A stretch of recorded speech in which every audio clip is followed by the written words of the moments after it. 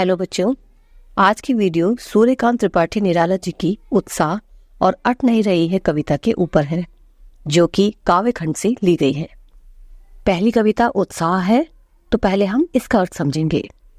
बच्चों, उत्साह एक आवाहन गीत है। आवाहन का अर्थ है बुलाना या पुकारना। अपनी इस कविता के द्वारा कवि बादलों का आवाहन कर रहे हैं।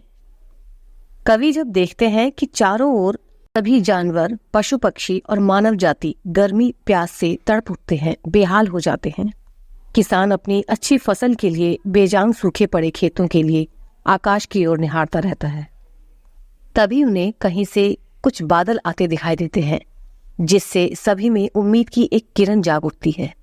सभी लोग प्रसन्न हो जाते हैं।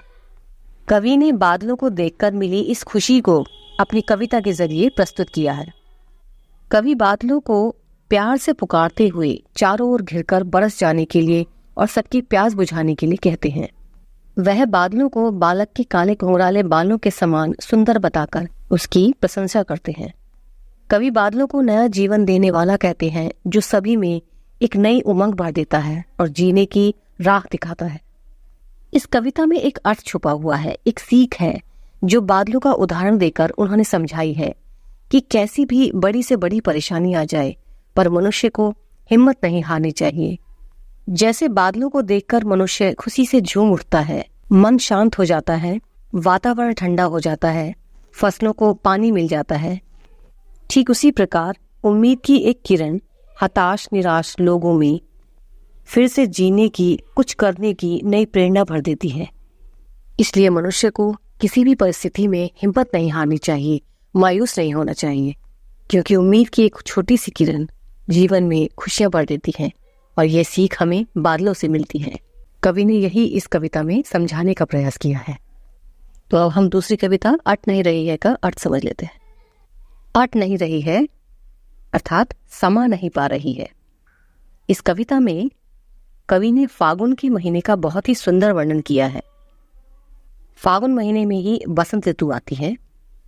बसंत ऋतु में चारों ओर नए पेड़ पौधे, पत्ते, हरी डालियां, रंग बिरंगे फूल खिले हुए दिखाई देते हैं। कवि ने फागुन को मानवीय रूप देकर इसकी सुंदरता का अपनी कविता में वर्णन किया है कि इस समय प्रकृति कितनी खूबसूरत दिखाई देती है। इस महीने में बिखरे हुए फूलों से चारों ओर इतनी सुंदरता फैल जाती है कि पूरी धरती भी उसे अपने में समाने में कम पड़ जाती है। इस मौसम में मनुष्य बहुत प्रसन्नचित्त दिखाई देता है। कवि अपनी कविता में फागुन को मानवीय रूप देकर कहते हैं कि चारों ओर फैली हुई ये फूलों की खुशबू फागुन मास की सांसें हैं। मानो उसके सांस लेने से ये सारा वातावरण और हर घर सुगंधित हो जाता है।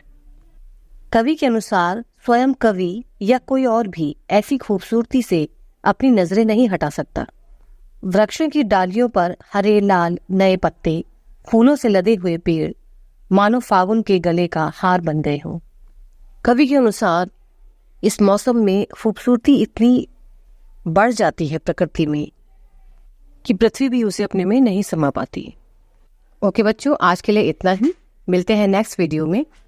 अगर आपको इस कविता की वीडियो डिटेल में देखनी है तो आप मेरे चैनल पर जाकर देख सकते हैं। Okay, bye.